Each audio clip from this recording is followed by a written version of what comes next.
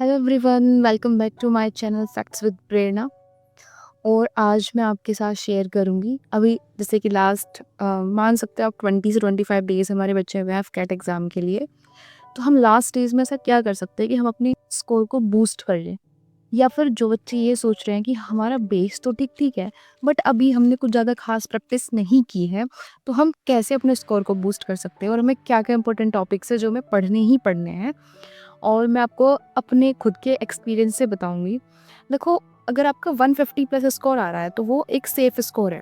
150 यानी 50% नंबर अगर आप लेके आ रहे हो एफकेट के अंदर, तो आपका सेफ स्कोर माना जाता है वो, ठीक है। और मैं आपको ये बताऊंगी कि आपको अपने स्कोर को 200 प्लस कैसे लेके जाना है, कौन कौन से सोर्स आपको यूज़ करने हैं, कौन कौन से चैप्टर को ज़्यादा प्रेफरेंस देनी है। क्योंकि ये मेरा खुद का पर्सनल एक्सपीरियंस है तो शायद मैं आपको थोड़ा अच्छे से बता सकती हूँ। और कोई भी मैं ऐसा हवा में तीर नहीं मारने वाली हूँ कि लाइक ये हो जाएगा, ये जल्दी हो जाने वाला है, ऐसा कुछ नहीं है। जितना 20 दिन में हम कर सकते हैं हम सिर्फ उतने पर ही बात करेंगे, और उतने से हम अपना पेपर कैसे निकाल सकते हैं हम इस पे बात करेंगे। तो एफकेट में 4 सब्जेक्ट आते हैं हमारे। 4 इंग्लिश आता है, रीजनिंग आता है, मैथ्स आता है और जीएस। ज़्यादातर बच्चों का होता है कि जीएस वाले पोर्शन को हम कैसे कवर करें, क्योंकि ज़्यादातर बच्चे मैथ्स बैकग्राउंड के होते हैं तो उनके इंग्लिश और मैथ्स और रीजनिंग तो अच्छे ही होते हैं, बट जीएस का उनको बहुत ज़्यादा दिक्कत होती है। कुछ ऐसे बच्चे भी हैं जो मैथ्स बैकग्राउंड के नहीं है, उनको मैथ्स और रीजनिंग में ज़्यादा दिक्कत है। कुछ बच्चों की इंग्लिश अच्छी नहीं है। तो आज हम सभी इन सभी टॉपिक पे बात करने वाले हैं। So let's start. सबसे पहली बात, आपको चारों सब्जेक्ट पे मास्टर नहीं बनना है। आपको चारों सब्जेक्ट को अच्छे से नहीं करना है और आप ये 20 दिन में कर भी नहीं सकते हैं। सबसे पहले करना क्या है, आप चारों सब्जेक्ट के प्रीवियस ईयर देखो। 20-20 क्वेश्चन देखने हैं, ज़्यादा क्वेश्चन नहीं देखने हैं, 20-20 क्वेश्चन देखो प्रीवियस ईयर। और फिर ये देखो कि आपका सब्जेक्ट कौन सा ज़्यादा स्ट्रॉन्ग है, यानी किस में आपके हाईएस्ट मार्क्स आ रहे हैं। सपोज करो आपने 20 इंग्लिश के क्वेश्चन लगाए, 20 आपने रीजनिंग के लगाए, 20 आपने जीएस के लगाए और ऐसे 20 आपने मैथ के लगाए। तो उसको अपनी हाईएस्ट स्कोर के अकॉर्डिंग डिवाइड कर लो कि भाई मेरे सबसे ज़्यादा मैथ में आए हैं, उसके बाद मेरे रीजनिंग में ज़्यादा है या फिर इंग्लिश में, ऐसे ऐसे कर लो। तो आपको पता चल जाएगा कि आपके 3 सबसे ज़्यादा स्ट्रॉन्ग सब्जेक्ट कौन से हैं। स्ट्रॉन्ग है, एवरेज है, जो भी है। तो अब आपको सबसे ज़्यादा स्ट्रॉन्ग जो बनाने हैं, आपको 2 सब्जेक्ट बनाने हैं, कोई भी। किसी की जीएस अच्छी होती है, किसी की इंग्लिश अच्छी होती है, किसी का मैथ, जिसका जो अच्छा है वो 2 सब्जेक्ट तो बिल्कुल स्ट्रॉन्ग होने चाहिए कि इसमें आपको 100% श्योरिटी हो कि हाँ भाई, अगर मैं ये क्वेश्चन कर रहा हूँ तो मुझे श्योरिटी है कि मेरे क्वेश्चन बिल्कुल सही जाने वाले हैं, ठीक है। दूसरा, एक को आपको एवरेज रखना है, एक सब्जेक्ट को भी ये मेरा ठीक भी है और नहीं भी है कि ठीक है, और एक आप बिलो एवरेज भी रखेंगे तो आपका चल जाएगा। अब मैं आपको बताती हूँ 150 प्लस स्कोर कैसे हो सकता है। देखो, जो आपकी इंग्लिश है वो आपके 30 क्वेश्चन आते हैं, हर क्वेश्चन 3 मार्क्स का है, ठीक है। तो इंग्लिश के आपके 30 क्वेश्चन आए, मैथ्स में आपके 20 क्वेश्चन आते हैं, रीजनिंग में आपके 25 और जीएस के आपके 25 क्वेश्चन आते हैं। ये रेशो कभी कभी थोड़ा सा आगे पीछे हो जाता है बट मेनली इतने ही क्वेश्चन आते हैं। अब सपोज करते हैं कि मेरा मैथ और रीजनिंग और इंग्लिश अच्छी है, मेरी जीएस वीक है, मैं सपोज कर रही हूँ ऐसा, ठीक है। तो अगर मेरी मैथ्स अच्छी है तो मैथ्स में टोटल 20 क्वेश्चन आता है, तो मैं मान के चल रही हूँ कि अच्छी होने के बावजूद भी मैं उसमें से सिर्फ 15 क्वेश्चन कर पाऊंगी, यानी 20 में से 15 क्वेश्चन मैं कर सकती हूँ, ठीक है। इतने ही होंगे, इससे ज़्यादा मुझसे नहीं हो रहे हैं। अच्छा होने के बावजूद बताया मैंने आपको कि मेरा अच्छा सब्जेक्ट है।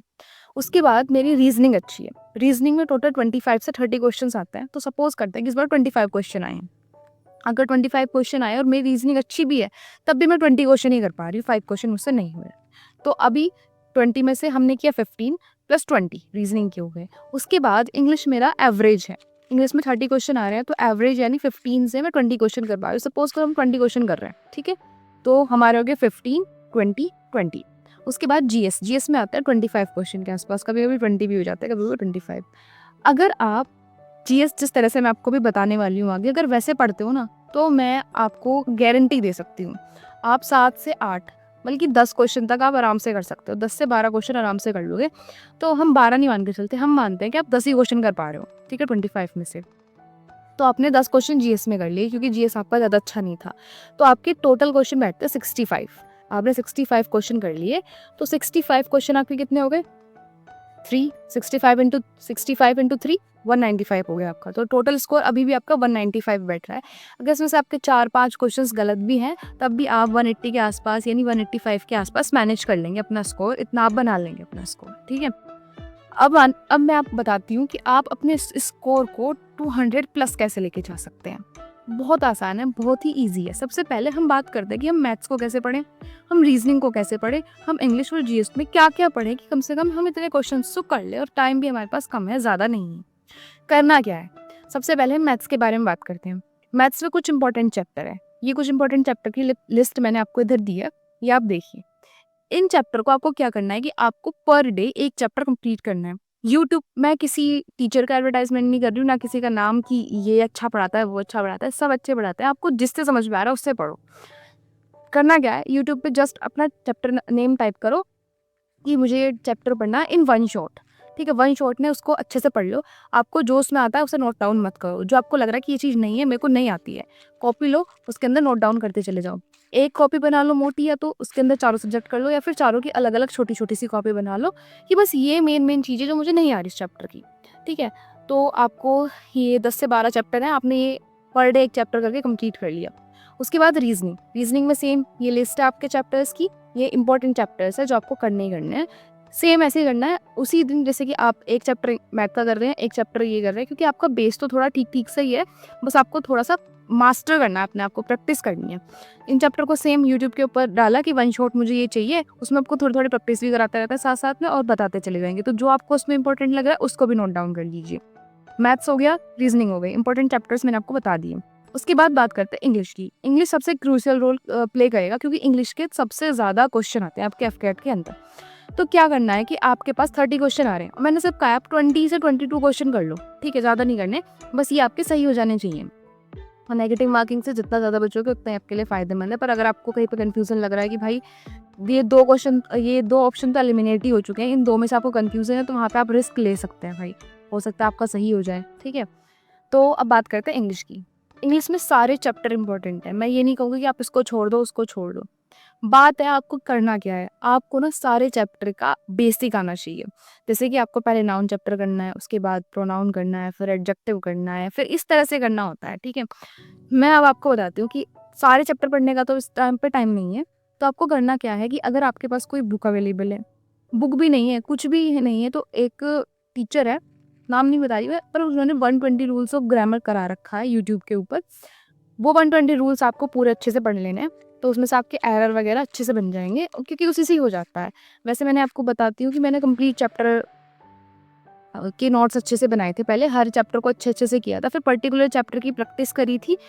हर चैप्टर के कम से भी कम मैंने 300 टू 400 क्वेश्चंस लगाए थे, तो आपको भी शायद ऐसे ही करना चाहिए था, क्योंकि अभी टाइम ज़्यादा नहीं है, तो मैं जो आपको बता रही हूँ आप वैसा कर लीजिए।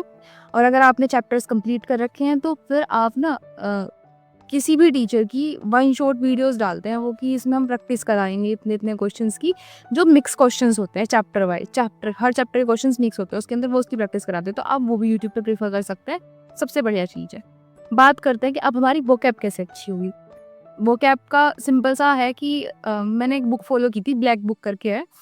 ब्लैक बुक से आपको क्या करना है, सारा ब्लैक बुक नहीं पढ़ सकते हैं भाई, उसके अंदर बहुत सारी वोकैब है और 20 दिन में तो नहीं पढ़ सकते हैं, 30-20 दिन में, क्योंकि अभी आपका जितना आपके पास वोकैब है वो, और प्लस अगर ब्लैक बुक आपके पास है ना, तो उसमें इंपॉर्टेंट करके दिए हुए होते हैं कि जो मोस्ट रिपीटेड क्वेश्चंस होते हैं ना हर चैप्टर के बाद, सिनोनियम के बाद भी है 100 मोस्ट रिपीटेड है, एंटोनियम के बाद भी 100 मोस्ट रिपीटेड है, ईडियम्स भी है उसके अंदर, तो वो मोस्ट रिपीटेड वाले कर लीजिए।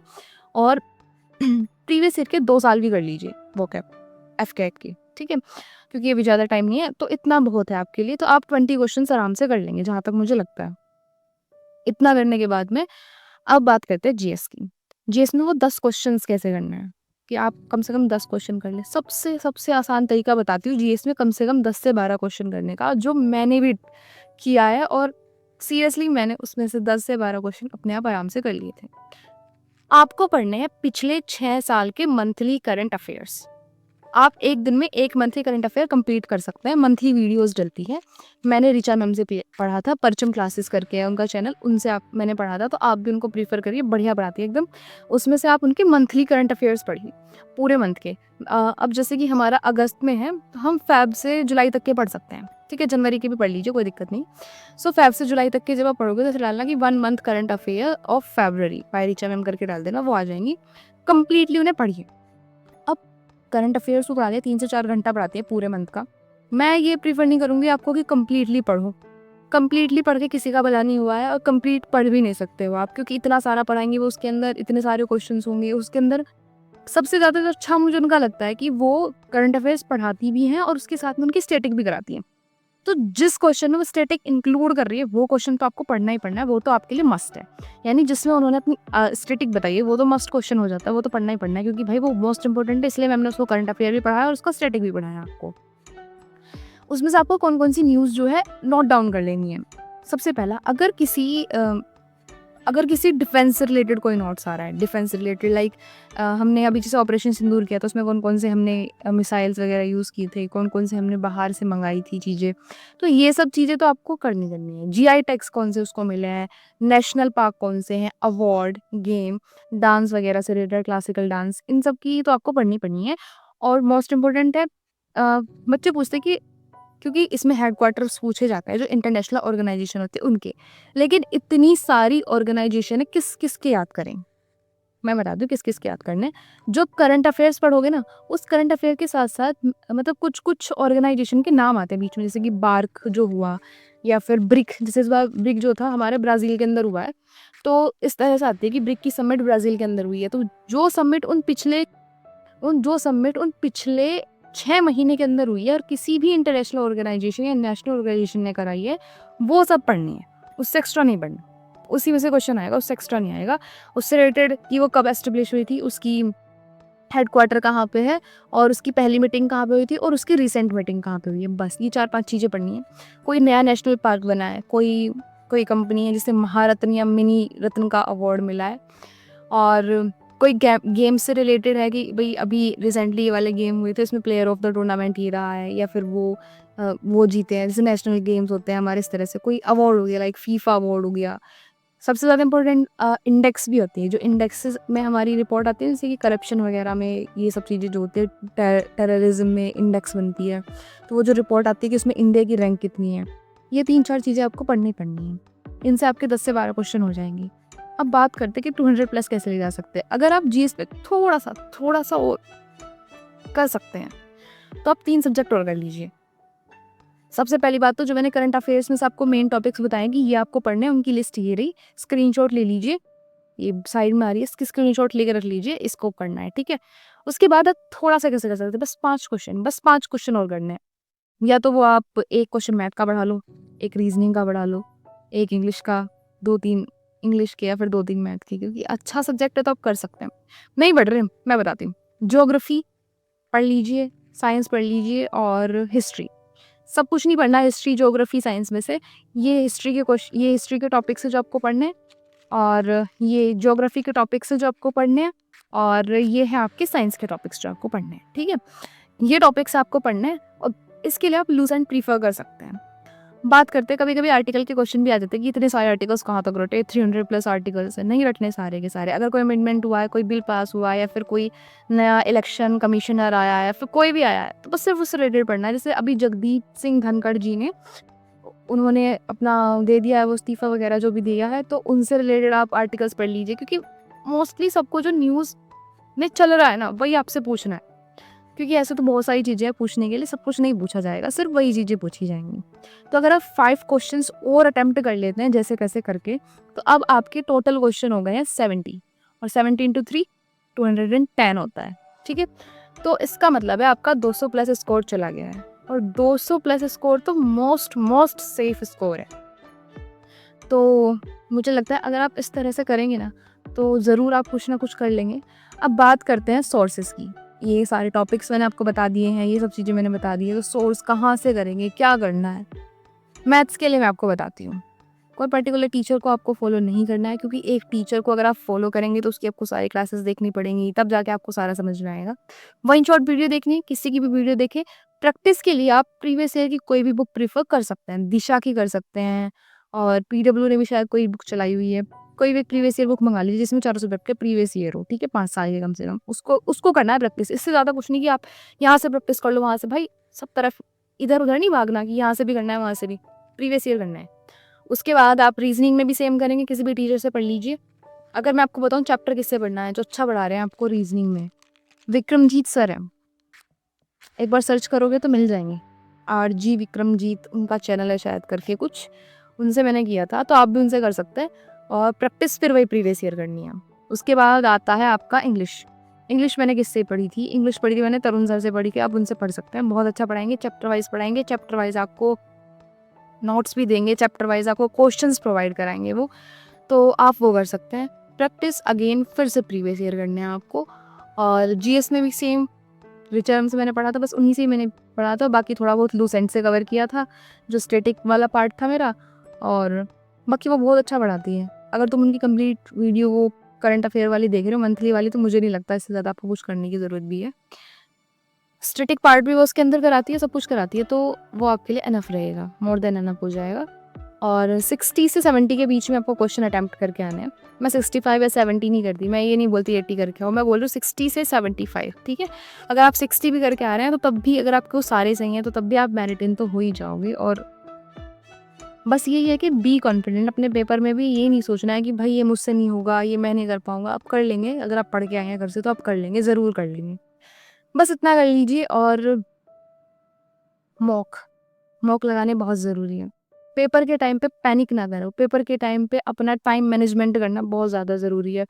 आप सोचो, आपने शुरू कर दिया मैथ्स करना चाहते हैं और मैथ्स से क्वेश्चन आपसे इतनी देरी में बन रहा है कि एक क्वेश्चन 10 मिनट में हो रहा है। तो खुद सोच के चलो, क्या अदर सेक्शंस के लिए टाइम बचेगा? तो मॉक इसलिए ज़रूरी है ताकि आप अपना टाइम मैनेजमेंट कर सकें, मॉक इसलिए ज़रूरी है ताकि आप अपने आप को एनालिसिस कर सकें कि आप अभी तक कहाँ पर खड़े हैं। बात करते हैं कौन से प्लेटफ़ॉर्म से मॉक लगाने हैं। भाई किसी से भी लगाओ। प्रीवियस ऐसा प्लेटफॉर्म लो जिसमें प्रीवियस ईयर भी हो और उनके अपने खुद के भी मॉक्स हों। सबसे पहले प्रीवियस ईयर कंप्लीट करो। Previous year most relevant questions होते हैं जो आपके पेपर में आने के चांसेस होते हैं। बाकी सब जो किसी ने बना रखे हैं फिर मॉडिफाइड मॉक्स होते हैं, उनके इतने चांसेस नहीं होते आने के। सो सबसे पहले आपको अपने प्रीवियस ईयर कंप्लीट करना है। मैं बार बार प्रीवियस ईयर इसलिए बोल रही हूँ क्योंकि आपको वही कंप्लीट करना है सबसे पहले। वही चीज़ है जो आपको सबसे ज़्यादा हेल्प करेगी आपके पेपर के अंदर, ठीक है। सो वैसे भी पेपर आपकी फर्स्ट स्टेज है, उसके बाद आपको एसएसबी में जाना है और रिकमेंड भी होके आना है, ठीक है। सो अगर आपको इस वीडियो में कुछ भी हेल्पफुल लगा है तो प्लीज़ कमेंट मी।